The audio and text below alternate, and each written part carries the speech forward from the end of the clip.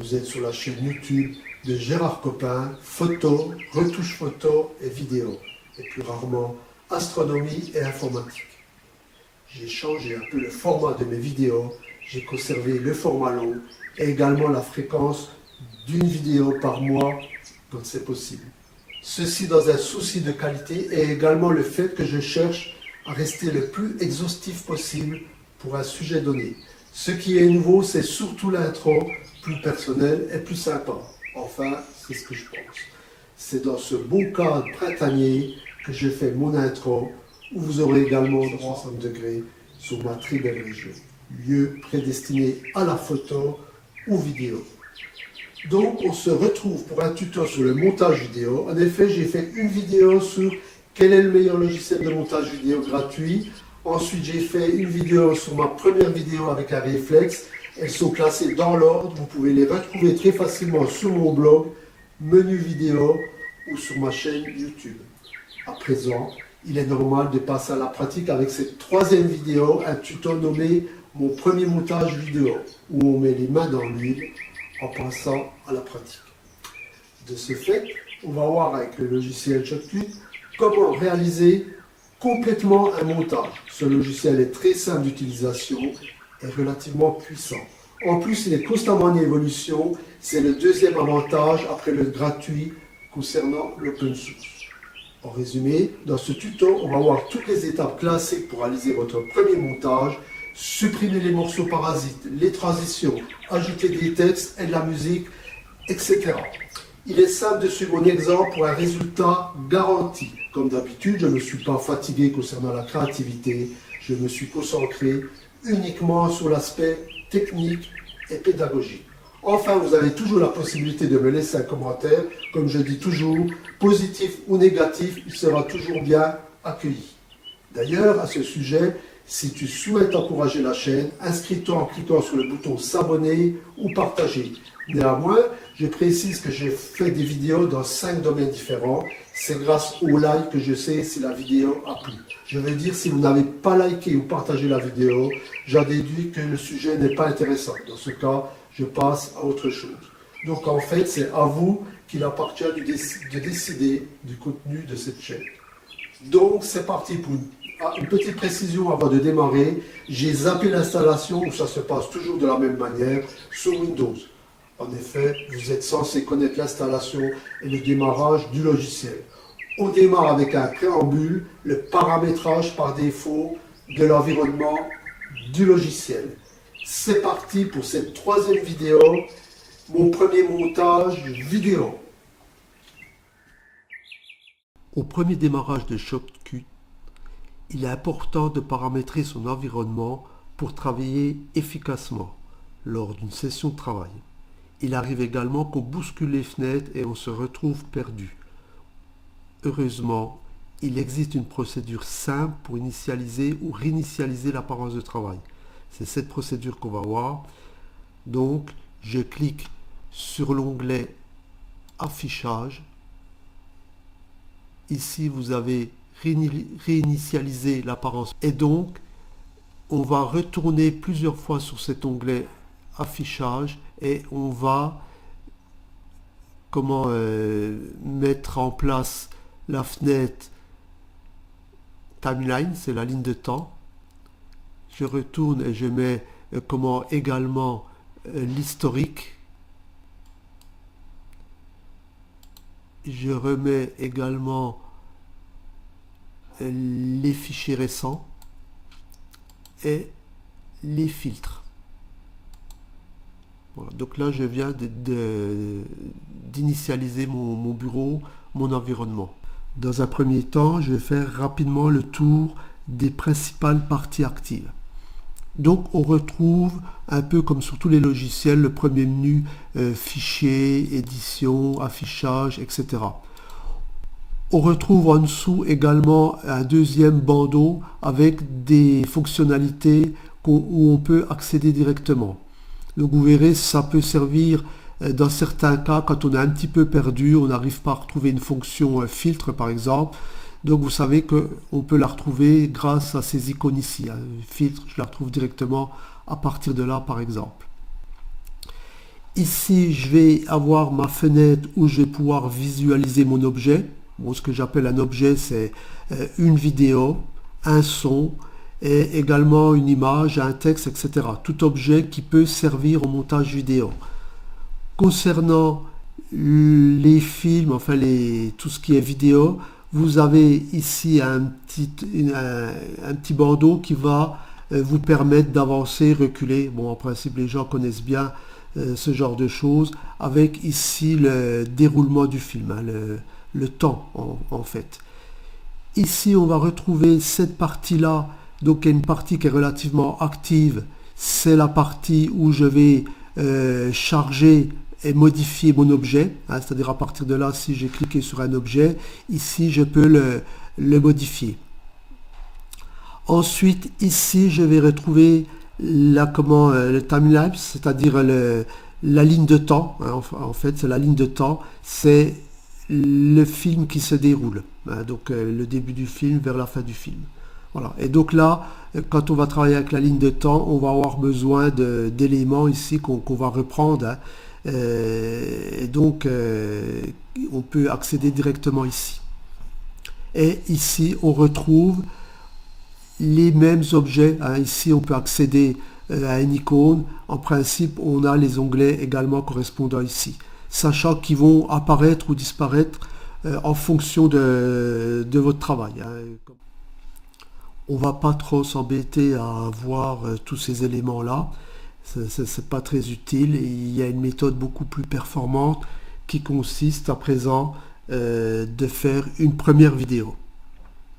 Je veux dire, on va partir d'un exemple pratique et on va utiliser les principales fonctionnalités que l'on retrouve couramment en montage vidéo.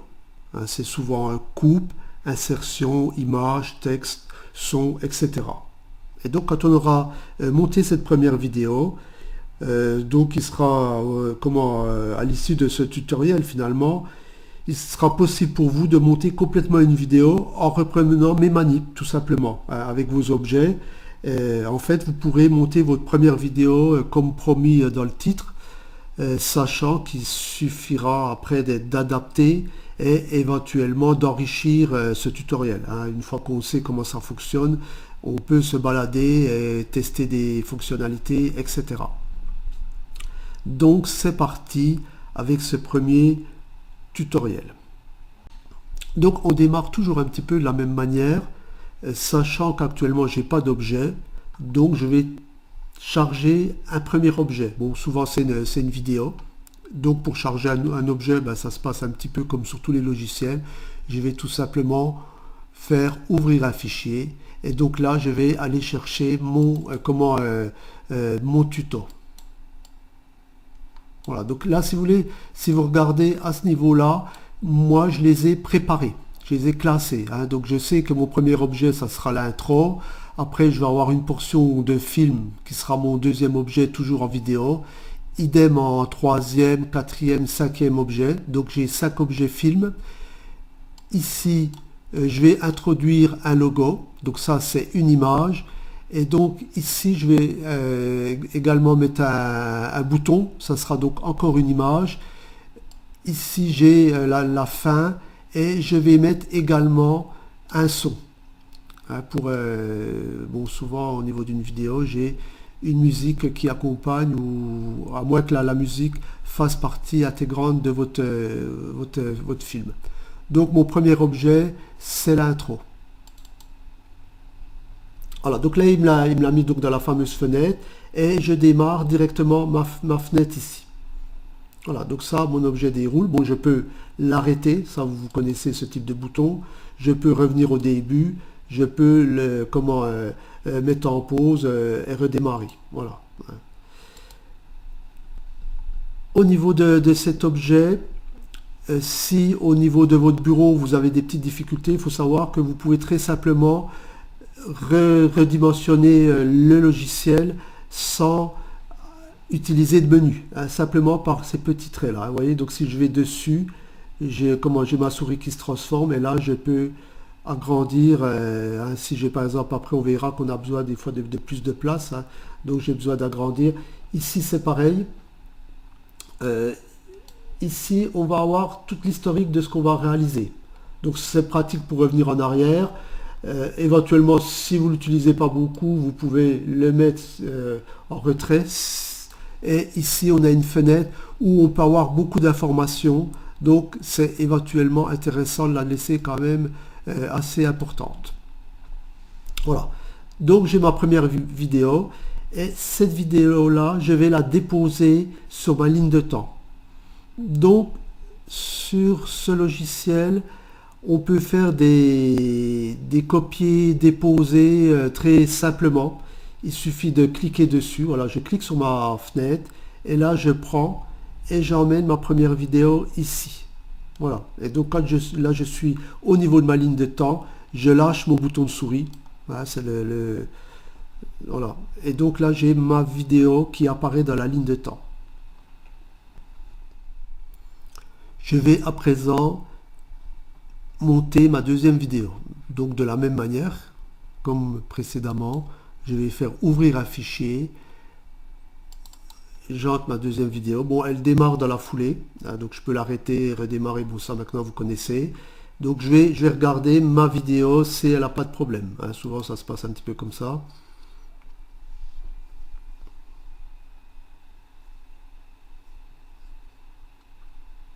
Voilà, donc vous avez vu, à un certain niveau, j'ai une trame. Hein, j'ai volontairement simulé une trame.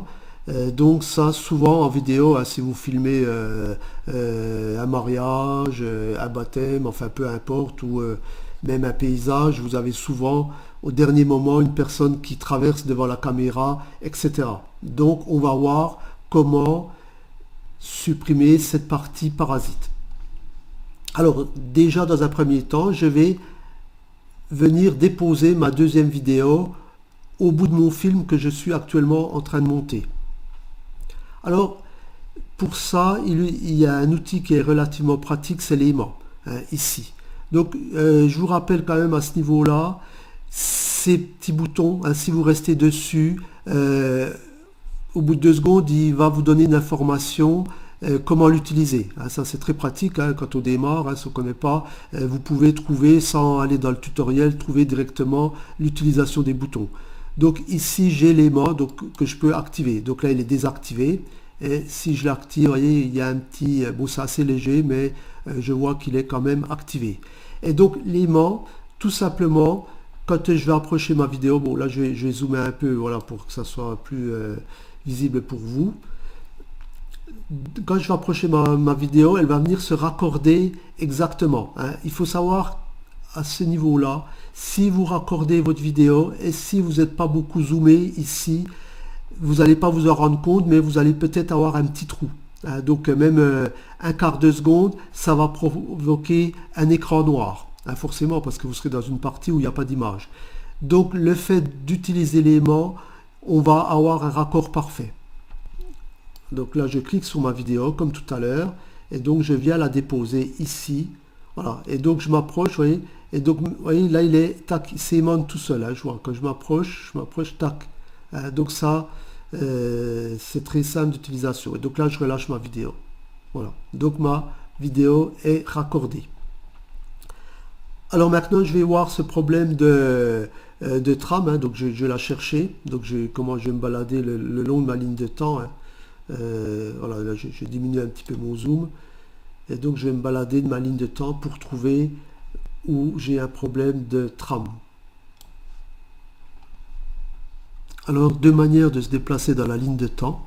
Vous pouvez utiliser soit le curseur ici, voilà, donc je peux me balader à partir de là, ou d'une manière plus précise directement sur la ligne de temps. Donc je prends mon curseur et je peux éventuellement me balader. Bon là c'est plus précis étant donné que la partie de déplacement est beaucoup plus importante.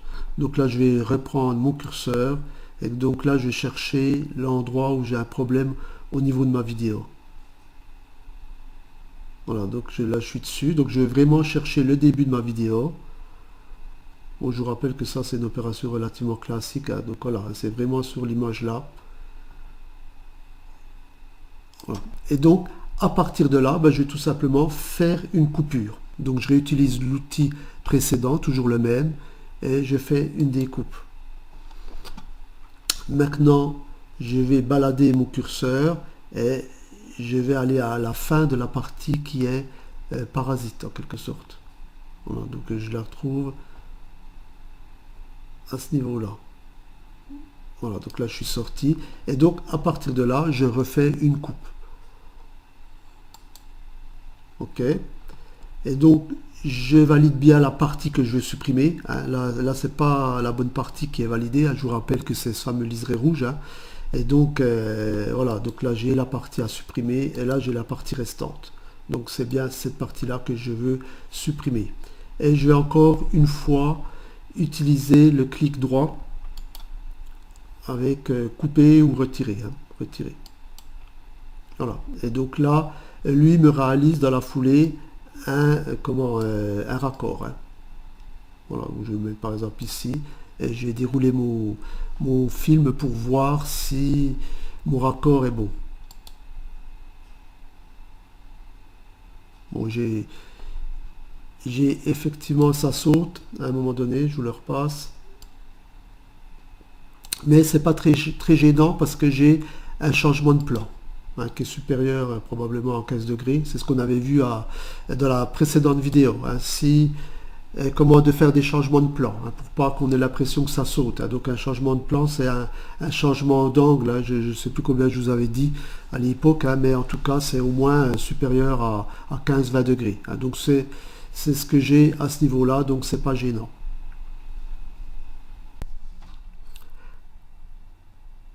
Alors à ce stade, on va voir deux choses quand même. C'est par rapport à la ligne de temps.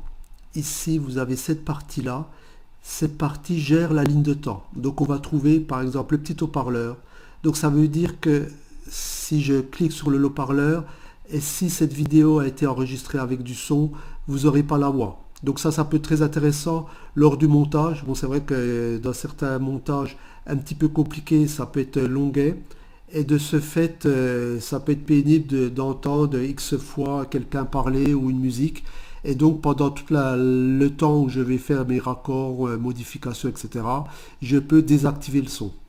Et à l'inverse, quand j'ai fini, ne pas oublier de le réactiver parce que si vous le laissez désactiver, vous ne l'aurez pas à l'enregistrement. Hein, vous n'aurez pas de son dans votre vidéo. Voilà, ici, je peux faire idem pour cacher ma vidéo. Voilà, donc je peux la cacher. Si je veux cacher une piste, par exemple, bon, c'est vrai que c'est une fonctionnalité qu'on utilise rarement, mais pourquoi pas. Ça représente les couches. Donc, si je clique ici, si vous voulez, à ce niveau-là, j'ai deux couches.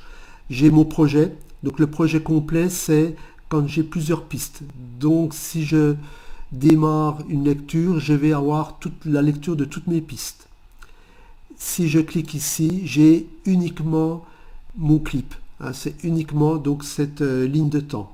La composition des autres lignes de temps, enfin, vous ne les verrez pas. Bon, ici, je ne peux pas faire de test, sachant que pour l'instant, on n'a qu'une ligne de temps. Hein, mais voilà, donc ça permet d'ailleurs, l'icône est relativement bien fait. Hein, on voit bien les couches successives. Et le petit cadenas, bon, comme son nom l'indique, hein, le petit cadenas permet de protéger ma piste. Hein, voilà, donc ma piste est protégée, je ne peux plus la modifier. Donc ça peut être c'est pareil sur des projets un peu compliqués. Si je veux être sûr de ne pas modifier, me tromper de piste ou d'accrocher une vidéo accidentellement, je peux la protéger de cette manière-là.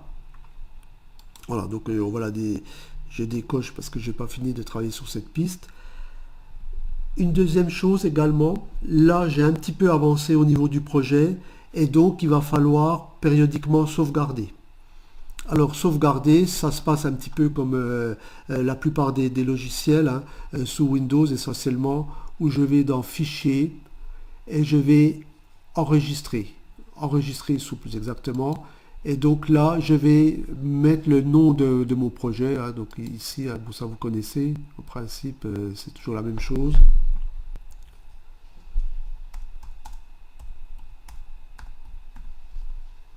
Mon projet. Et donc là, je clique enregistrer. Donc ici, attention, c'est pas le morceau de film que vous avez enregistré, c'est votre bureau en quelque sorte, hein. Donc on a vu ça largement sur GIMP, hein, où il fallait enregistrer. On enregistrait le bureau mais pas l'image, hein. Donc c'est la même manière, hein. Et d'ailleurs à ce sujet, quand j'ai fait des modifications, comme précédemment j'ai supprimé une séquence, ma séquence parasite qui contenait une trame, en réalité je ne modifie pas mon film de base, hein. Ma trame existe toujours, simplement si vous voulez, je construis des lignes, hein, où il est écrit par exemple verrouiller la piste, changer de composition, retirer telle partie, etc. Hein, j'écris en quelque sorte une recette de cuisine, mais je ne modifie pas réellement mon film. Et après, quand on va monter le film, on verra ça en dernière opération, à ce moment-là, il va me monter mon film en tenant compte de de ma recette de cuisine pour en finale sortir un film en MP4 ou Matroska, enfin peu importe, suivant le format qu'on va utiliser. À présent, je vais rentrer mon troisième objet qui est toujours un film. Donc ouvrir fichier, donc je recherche, bon, comme je les ai classés, le voilà. Voilà, donc ça c'est mon objet en question.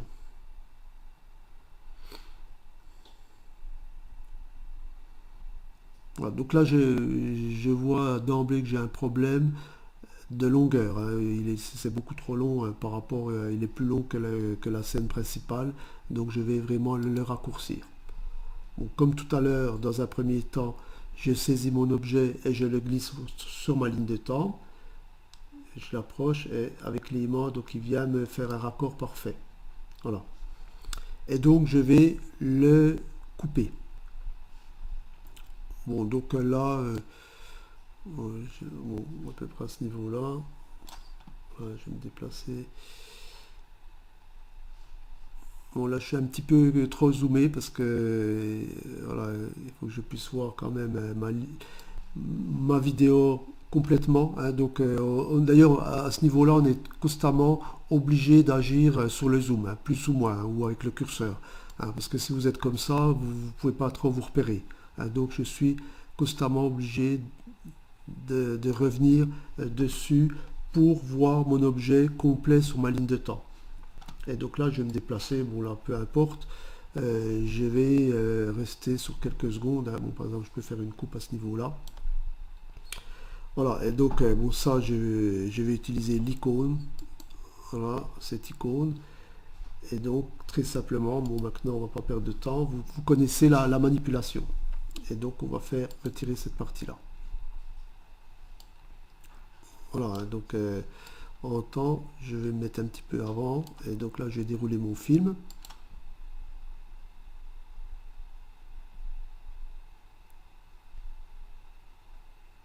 Bon, c'est même encore trop long. Je peux le couper à ce niveau-là. Voilà, c'est suffisant. Donc je refais une coupe. Voilà. Et donc, inverse vidéo, enfin, je clique pour avoir mon liseré rouge pour qu'il soit validé. Et là, avec le clic droit, retirer. OK. Et donc là, bon, je peux retester, mais a priori, je suis bon au niveau de ce que je veux faire. OK.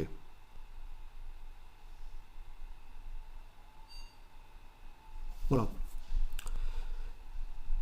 Donc j'ai mes séquences qui se construisent. Bon là je vais rapidement aller chercher encore un film. Donc là je vais avoir la partie 4. Voilà. Donc OK.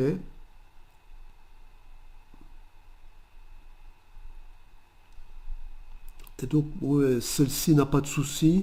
Au niveau longueur de temps, ça semble assez c'est bon. Donc là je vais pareil la glisser, déposer. Voilà, donc j'ai mon raccord qui apparaît. Et donc j'ai bien ma ligne de temps qui est bonne. Donc je vais regarder ce que ça donne au niveau déroulement des deux derniers clips.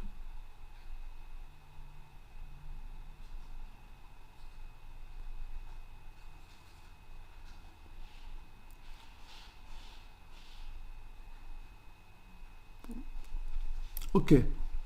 Et donc là je vais insérer ma dernière vidéo.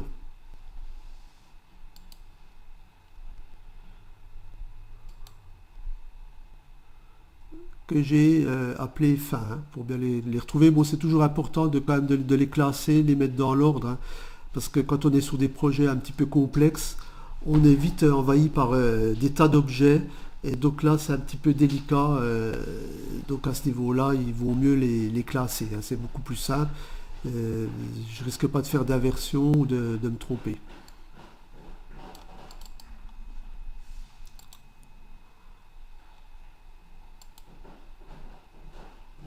Apparemment je suis pas sur le bon nouveau objet. Ouvrir un fichier, ah oui je me suis trompé, c'est la fin, là voilà.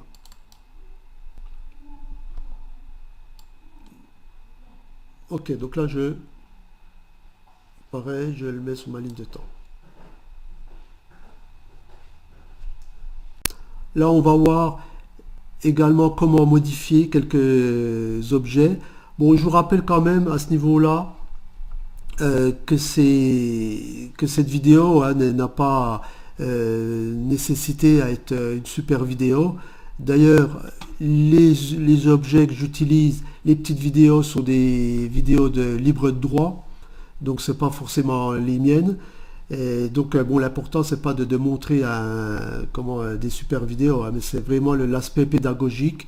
Et donc les diverses opérations, c'est plus pour vous montrer comment fonctionne le logiciel que le fait de créer un super petit morceau de film, hein. Alors on va voir une opération très classique en montage vidéo qu'on appelle transition. Effectivement, si je me mets ici au niveau de ma vidéo, voilà, donc dans cette partie là, et si je démarre ma vidéo, si vous regardez bien le passage à la dernière vidéo que j'ai appelé fin, vous avez le nom qui s'affiche à chaque fois, donc ici je retrouve bien film 2, film 2, parce que là j'ai une coupure, donc c'est toujours le même, film 3, film 4, et le 5 c'est la fin.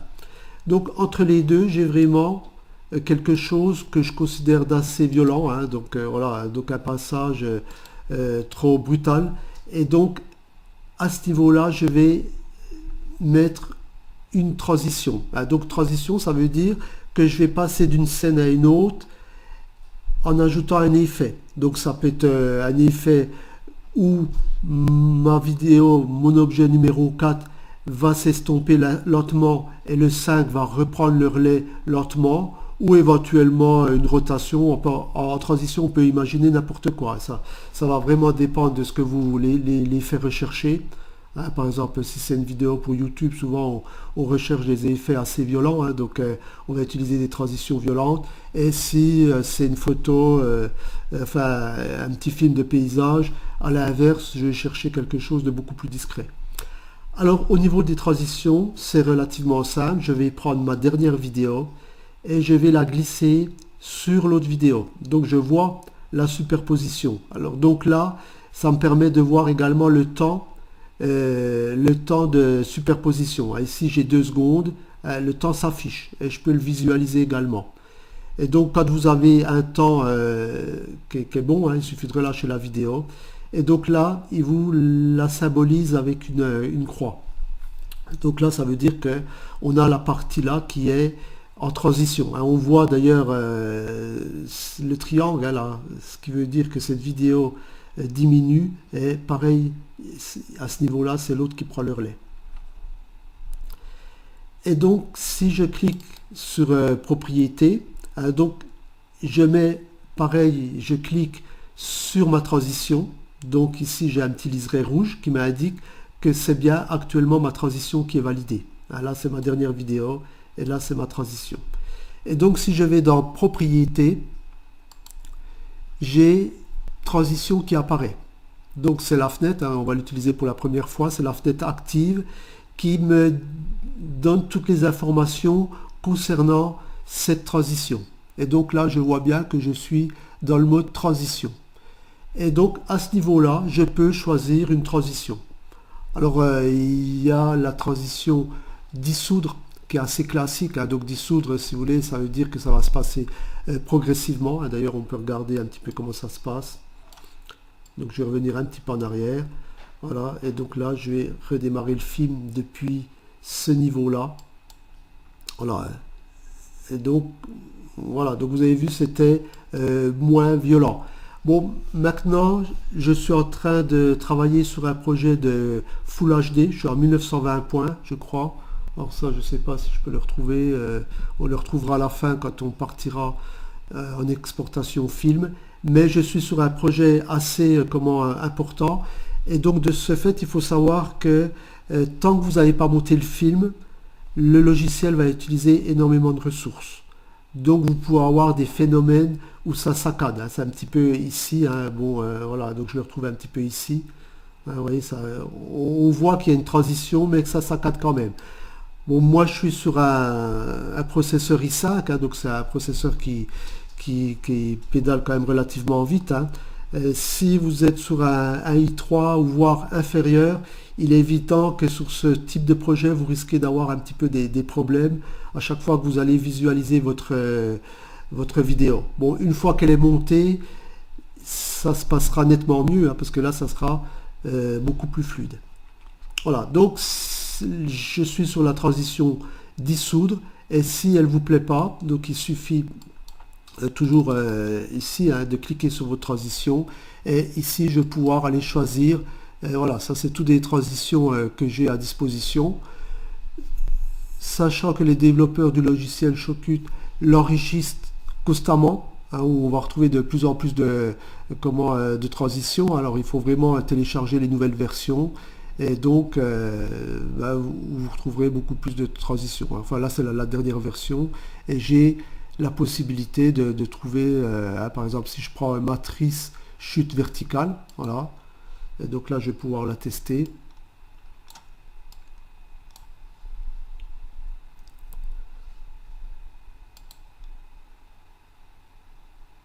Voilà, donc j'ai une espèce de trame qui avance, hein, donc voilà. Bon, là dans le cas présent, il est peut-être beaucoup plus intéressant d'utiliser celle que j'avais au départ, dissoudre.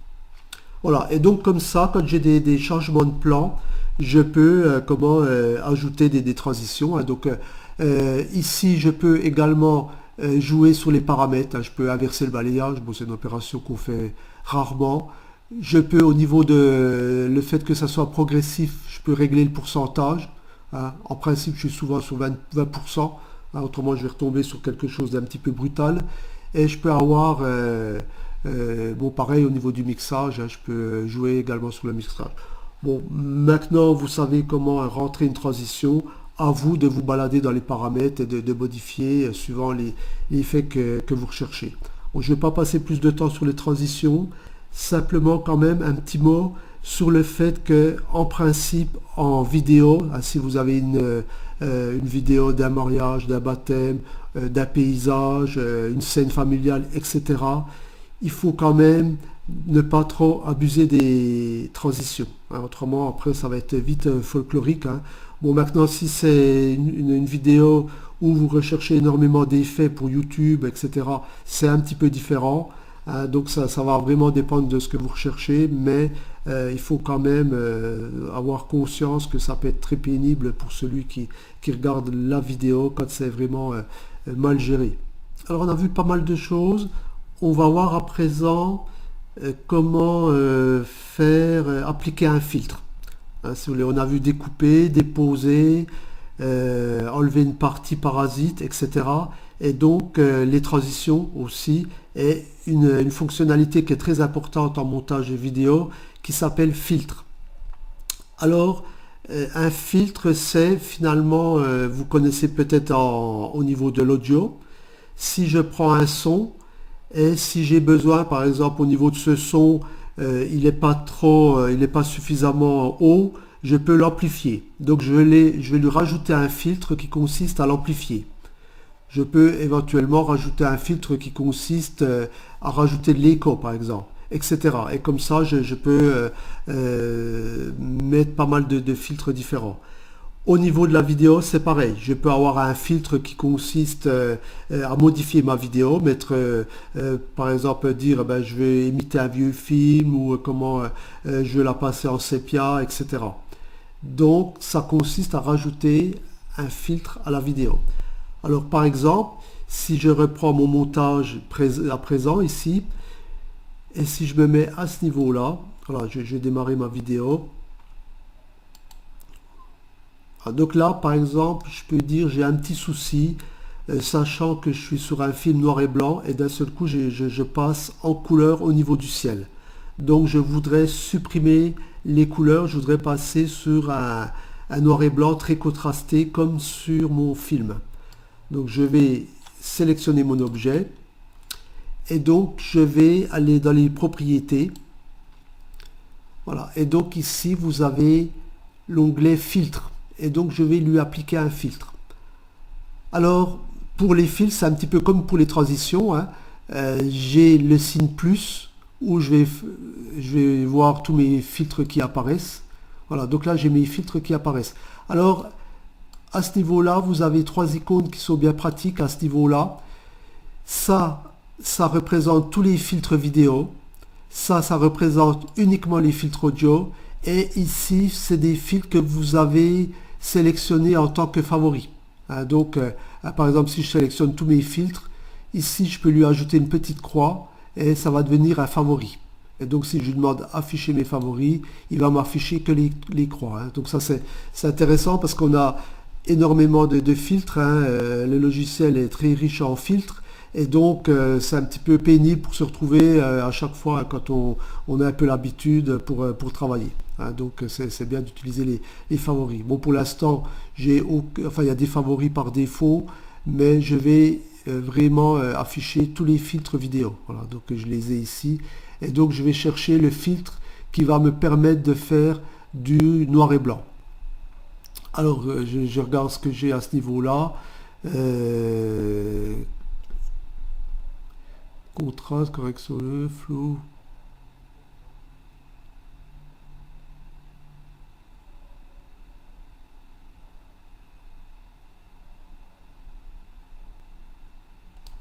Voilà, j'ai saturation par exemple.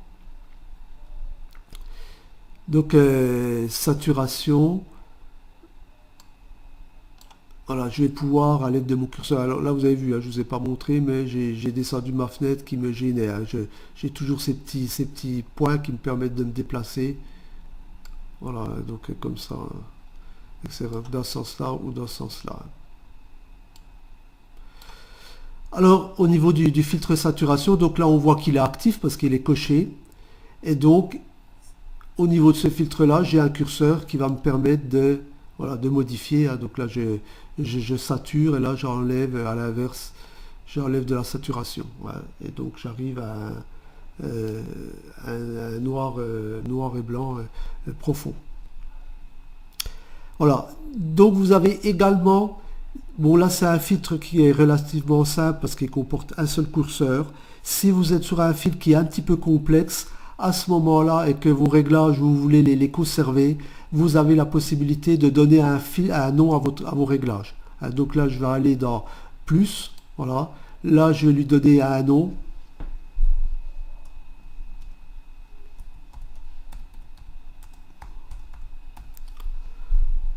Et donc, il suffit de cliquer OK. Et donc, après, je pourrai le retrouver. Alors, et donc, c'est une manip qui est un peu simple. Donc, à partir de là, je peux en ajouter, je peux en supprimer très simplement. Si je veux plus mon filtre, il suffit actuellement, il est allumé. Donc, il suffit de faire moins. Et éventuellement, je peux rajouter un deuxième filtre par-dessus. Voilà, ton sépia, par exemple. Voilà. Donc, je peux combiner deux filtres. Bon, là, c'est pas ce que je recherche, donc celui-ci, je vais le supprimer en cliquant sur le signe moins. Enlever le filtre sélectionné. Je vous rappelle qu'à chaque fois, maintenant vous savez que ça existe, si vous ne retrouvez pas, il suffit de se mettre sur le bouton en question et d'attendre quelques secondes que la bulle apparaisse. Voilà, donc je supprime mon filtre. Et donc là, j'ai terminé ma modification, donc je vais voir un petit peu ce que ça donne au niveau du passage ici.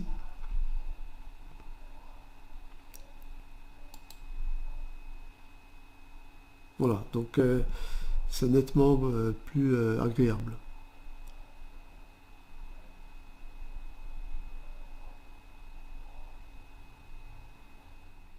on va voir maintenant comment ajouter une piste.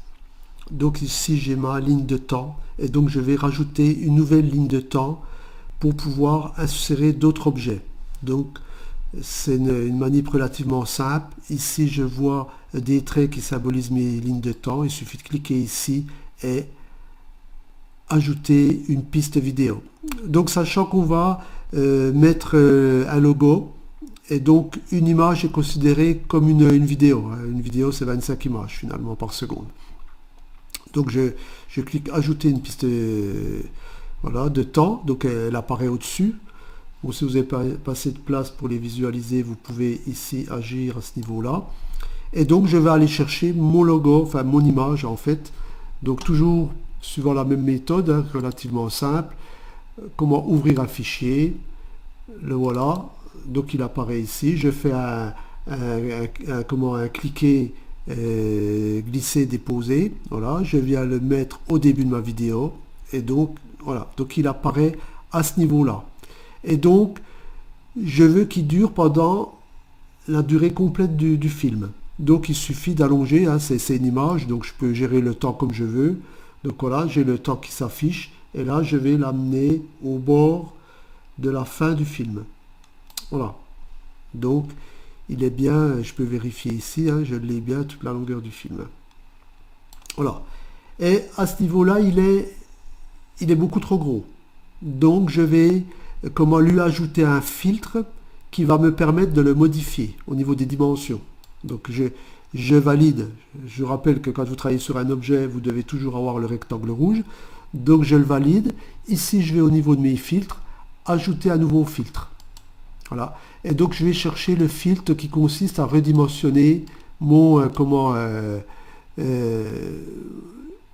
mon logo. Donc là, je cherche.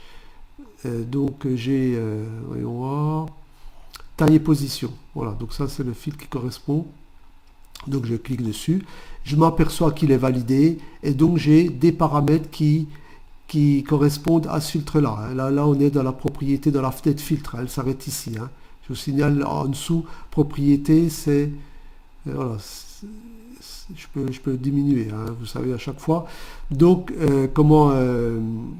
j'ai pas, alors, je peux aussi fermer cette fenêtre, hein, éventuellement. Et donc, comment je vais pouvoir gérer ce filtre. Donc, ici... Il y a plusieurs manières de gérer. Je peux, par le biais des paramètres ou éventuellement directement sur ma fenêtre écran. Hein, donc, voilà, par exemple ici, je vais pouvoir le diminuer.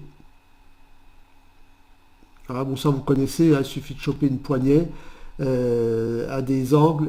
Donc ça se pratique de la même manière sur pratiquement tous les logiciels de retouche photo. Et donc, si je vais au centre, j'ai ma souris qui se transforme, qui me dit que je peux le positionner. Et à partir de là, je peux le positionner.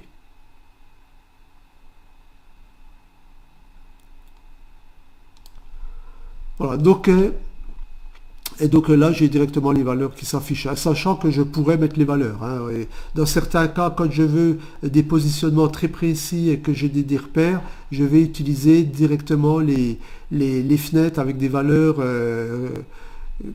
avec des valeurs données. Simplement une petite parenthèse, mon filtre est transparent, hein, c'est du fait que ici, je n'utilise pas un JPEG, j'utilise en fin de compte un PNG. Hein. Si vous utilisez un fichier avec l'extension ShipEx qui est classique, vous ne pourrez pas avoir de transparent. Un JPEG n'a pas de canal alpha, il faut le savoir. Donc c'est impossible de faire du transparent avec un JPEG. Hein. Autrement, il faut faire de la découpe. Hein. Donc c'est réalisé sur un GIMP en ajoutant un canal de transparent et en l'exportant en PNG. Voilà, donc j'ai bien inséré mon logo. Et donc là, je peux, si je me balade sur ma ligne de temps, donc je peux voir voilà, comment ça se passe ici. Voilà, donc il est bien sur ma ligne de temps. On va voir comment rajouter du texte. Alors par exemple, j'ai mon introduction ici. Je veux rajouter un texte sur mon introduction. Donc je clique sur mon introduction pour l'avoir avec mon liseré rouge. Et je vais, comme d'habitude, encore une fois, rajouter un filtre qui me permet de créer mon texte. Donc voilà, il est coché. J'ai ici mon filtre. Si vous ne l'avez pas, vous pouvez le récupérer depuis l'icône. Et donc là, je vais utiliser le signe plus, ajouter. Là, je vais montrer tous mes filtres pour être sûr de le trouver. Et je vais chercher texte. Voilà, donc texte. Donc, par exemple, ici, j'ai texte en 3D. Bon, on ne va pas s'embêter. On va démarrer carrément avec un texte 3D. Voilà, donc je clique dessus. Donc j'ai pas mal de paramètres concernant mon texte. Et donc, en paramètres, je vais par exemple choisir la couleur. Donc je clique ici. Et donc j'ai ici pas mal de possibilités. Mes couleurs vont être stockées à chaque fois, mémorisées ici. Par contre, j'ai également la possibilité, c'est conseillé en vidéo, de prendre la petite pipette pour avoir un texte qui soit parfaitement en harmonie avec ma vidéo. Donc par exemple, je peux prendre ma pipette et donc je vais aller prendre par exemple l'orange ici. Voilà. Et donc j'ai mon texte qui se trouve en orange. D'ailleurs, il s'intègre bien avec mon fond. Et donc, à partir de là, bon, j'ai pas la possibilité, un texte en 3D, le déplacer comme je veux. Donc je vais utiliser ici les curseurs. Voilà, donc là je peux l'agrandir. Voilà, je peux le mettre plus en profondeur ou en avant. Voilà. Et l'inclinaison également, donc il y a pas mal de paramètres. Je peux jouer sur pas mal de paramètres. Dans ce sens-là, ou éventuellement en vertical. Voilà, donc je vais le remonter ici. Voilà. Et donc je vais à partir de là écrire mon texte. Voilà. Par exemple Belfort. Ok. Voilà, donc là j'ai formaté mon texte. Je peux rajouter sur un deuxième filtre avec un texte normal. Donc je vais faire tout simplement ajouter un autre filtre, texte normal. Et donc à partir de là, je vais pouvoir. Bon, il existe des timecodes, timecode, time date, etc. Bon, je ne vais pas les utiliser. Je vais utiliser un texte plus classique, par exemple ma ville. Voilà. Au niveau de la couleur, idem, je vais choisir une couleur un petit peu en harmonie. Ok. Bon là j'ai pas à ce niveau-là j'ai pas de pipette. C'est le texte 3D uniquement qui a un objet HTML. C'est pour ça. Et celui-ci est un petit peu moins sophistiqué. Et donc je vais à partir de là pouvoir gérer la grosseur comme tout à l'heure. Voilà, donc j'ai les poignets, voilà. Donc j'ai mon centre qui permet de déplacer. Voilà, on va peut-être le mettre là. Bon, comme je vous ai dit, c'est pas très artistique, sachant que le but c'est de vous montrer les outils principaux. Et éventuellement je peux changer ma police, comme d'habitude ici, moi aussi je veux quelque chose de vraiment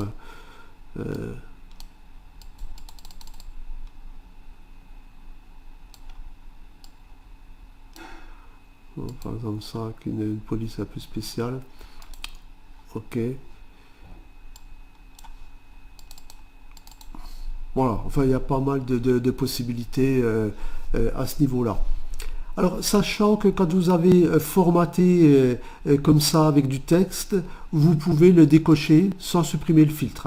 Donc si je décoche, il disparaît de ma vidéo et là je peux le revalider. Donc je peux décocher sans avoir à aller rechercher mon outil à chaque fois. Donc ça c'est une petite astuce à connaître.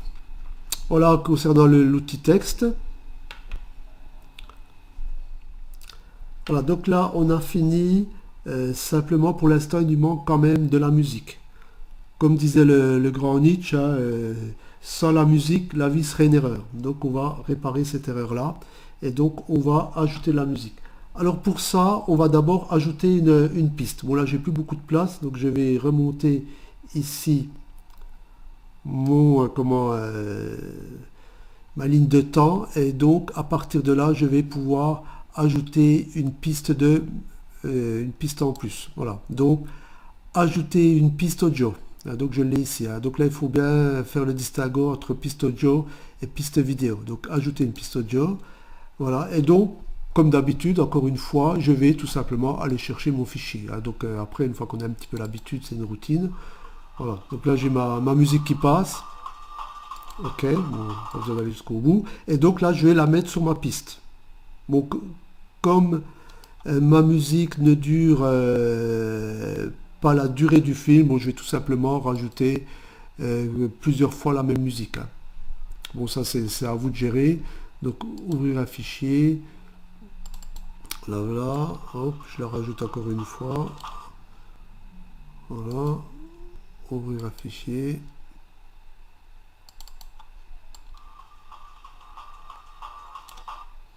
Voilà. Et il me manque un morceau, donc je vais rajouter une dernière fois mon fichier.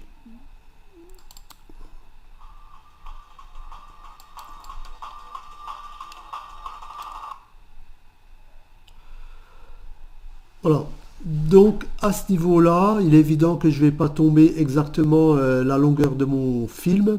Donc je vais couper mon audio. Voilà, donc j'ai bien cette partie-là qui est active et c'est bien cette partie-là que je vais couper. Et donc là, il suffit de faire, enfin on va utiliser le bouton, c'est plus simple, voilà. Donc j'ai coupé la partie et donc c'est bien celle-ci que je vais supprimer. Donc je la valide au préalable pour avoir mon rectangle rouge. Et donc là, il suffit d'utiliser la touche supprime. Voilà, donc j'ai bien l'audio qui est de la même durée que le film. Par contre, je vais avoir un problème à ce niveau-là. Ici, hein, si vous écoutez. Voilà, donc là, bon, là, je vais... Bon, c'est vrai que quand on fait ça, comme je vous ai dit au préalable, hein, il fait pas mal de calculs et c'est pour ça qu'on n'est pas net au niveau du son. Hein, par contre, au montage, il n'y aura pas de problème, hein, parce que là, il fera plus de calculs au niveau de la vidéo.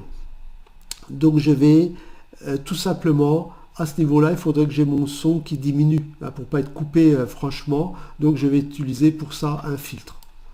Donc il suffit de cliquer ici sur mon audio. Toujours la fonction filtre, donc ajouter un filtre. Ici, je vais cliquer uniquement sur les filtres audio, ça sera plus simple à trouver. Et je vais chercher un filtre correspondant. Donc j'ai ici fondu audio en sortant. En sortant, ça veut dire quand je sors de mon fichier, hein. Ça pourrait être quand je rentre, mais là c'est quand je sors. D'ailleurs, je vois bien ici mes crêtes. En entrée, j'ai pas de souci, hein. Je démarre bien et je vais crescendo, hein. Donc à chaque fois, sachant que c'est le même fichier. Par contre, au niveau de la sortie, je visualise bien que j'ai un problème. Donc je vais utiliser fondu audio sortant. Voilà, et donc bon, je peux régler sur les paramètres, hein. Là, il met 1 seconde. Bon, effectivement, c'est peut-être un petit peu court. On va peut-être mettre un petit peu plus. Voilà, donc 2 secondes, c'est pas mal. Voilà, et donc bon, je peux faire des essais, mais comme je vous dis, comme là, je tourne sur plusieurs choses à la fois du fait que je monte le film, ça ne sera pas très concluant. Voilà, donc là, j'ai terminé le montage de mon film. Hein, donc si je reviens au début,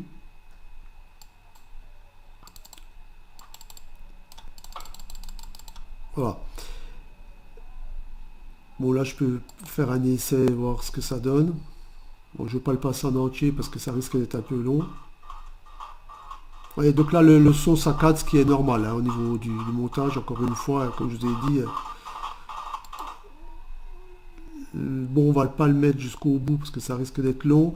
Et donc là, je vais à présent ne pas oublier d'enregistrer votre projet, hein, donc fichier, donc enregistrer toujours votre projet. Donc enregistrer sous. Voilà, donc mon projet le voilà, hein. Je l'avais appelé mon projet tout à l'heure. Et donc je vais faire enregistrer. Bon, il me demande d'écraser l'ancien, c'est normal. Voilà. Donc là, j'ai sauvegardé mon travail, hein, ce qui veut dire que je peux ressortir de mon logiciel pour faire autre chose et revenir quelques jours après pour retravailler sur mon projet. Par contre, pour l'instant, j'ai toujours pas mon film. Donc, je vais demander à exporter mon film. Hein, donc, si je vais exporter mon film, donc j'ai l'icône qui se trouve ici. Voilà, donc exporter. Donc là, bon, je vais agrandir un peu parce que je n'ai pas toutes les informations. Hein. Voilà, donc je vais choisir un format de film. Un type de vidéo, donc là je suis en MP4 hein, tout simplement, qui est un format relativement simple. Mes vidéos ici me proposent du Full HD, hein, sachant que je ne vais pas choisir du Full HD parce que j'ai un projet qui est en HD tout court. Hein, donc je vais choisir un autre projet. Donc c'est en fin de compte, l'HD normal c'est du 720, hein, le 1080p étant du Full HD. Hein. Hein, donc, bon, par exemple, un MP4, là, qu'est-ce qu'il me propose? C'est la même chose. Voilà, donc par exemple, un projet en HDV 720, donc ce qui me fait bien du 1280 par 720. Hein, donc je les retrouve ici. Hein. Sachant que vous pouvez en Ultra HD également. Hein. Je sais qui gère l'Ultra HD, alors je ne sais pas où il est dans la liste, il y a énormément de formats, hein. Donc vraiment des possibilités énormes, mais voilà, je ne le vois pas dans la liste. Hein.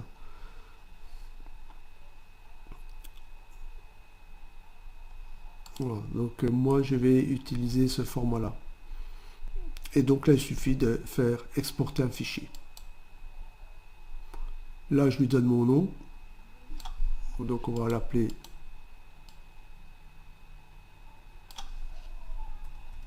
mon film.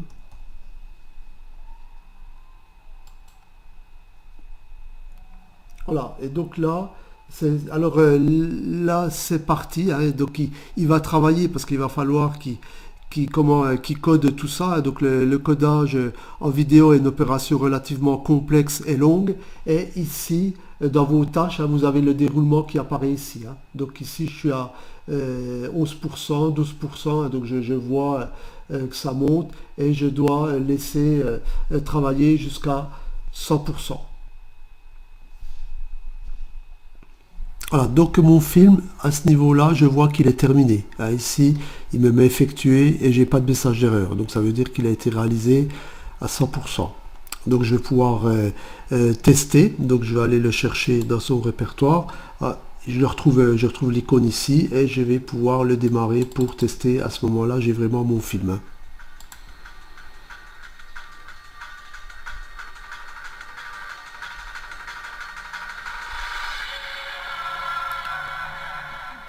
Donc à ce niveau-là, je vois que c'est quand même beaucoup plus fluide qu'en montage, ce qui est normal parce qu'il n'y a pas de traitement.